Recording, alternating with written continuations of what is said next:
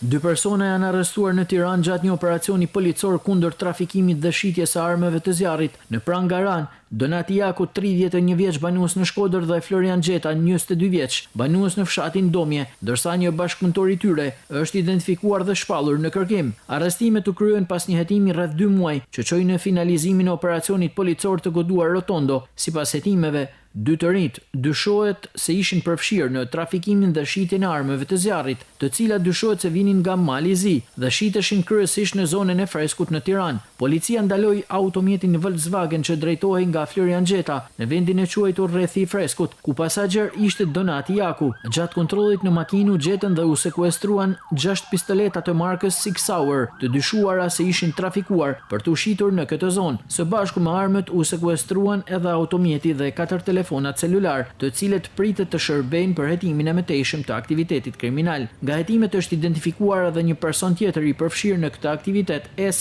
i cili është shpallur në kërkim. Policia po vjen punën për kapjen e tij dhe për të zbuluar persona të tjerë që mund të jenë pjesë e këtij rrjeti.